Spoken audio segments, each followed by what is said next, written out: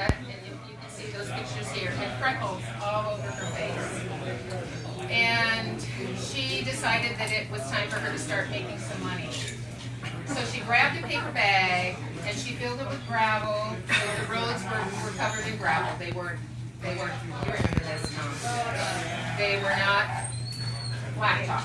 So she would fill her bag with gravel, go door to door, but before the neighbors answered the door, she would spit on the gravel to kind of shine it up, and then say, I've got these rocks for sale, and the neighbors would buy them.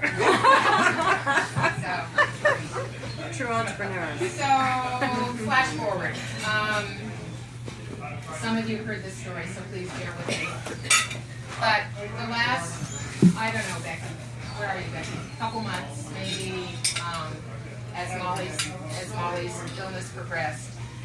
She didn't want to really see us. She stayed really close to home. She didn't want to go out for coffee. She didn't want to go out for a ride. Ruthie can confirm this, and Bill. Yeah, she just wanted to stay close to home. And we'd call her and say, we'd like to come. And she'd say, not today. I'm not feeling well. Maybe tomorrow I'll feel better. And so finally, Becky and I decided we're going. We were uninvited. We kind of, bulldozed our way in there, which is our tendency. And this was a week before she died. And we had a key. Bill provided us with a key, and so we let ourselves in. And she was in her hospital bed, and there was no music, there was no TV, which was really very unusual. And so we visited for a few minutes, and then she jumped up, and she went into the bathroom, and she was, I thought, what's going on? So she came out, and she put bronzer on, and if any of you who know Molly, bronzer was a big deal for her. She'd applied some bronzer, she put some product in her hair, she put on some lipstick, which was kind of unusual. And so Becky said, do you want to go for a ride in the wheelchair? And she said yes. And it was one of those days that was, 100, close to 100. It was hot. So Becky, being the younger sister, pushed her up the hill. She lived in Northwest Portland at about 21st and Everett. And so we went to see Ruthie first.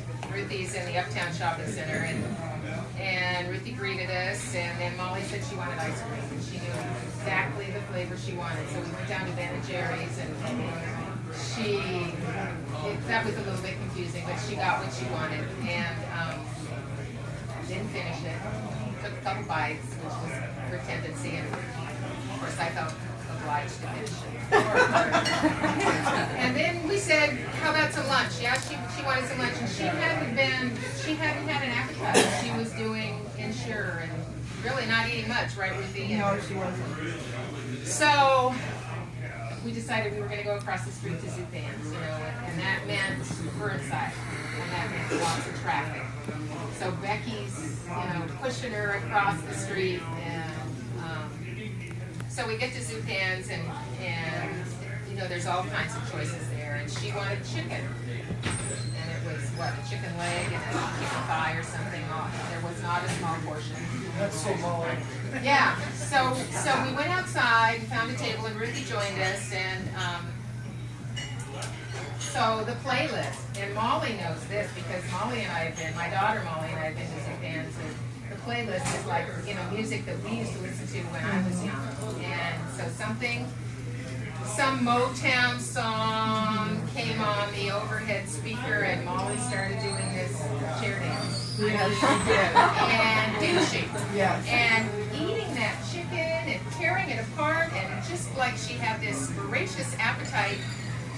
And so that's how we spent exactly the week before she died.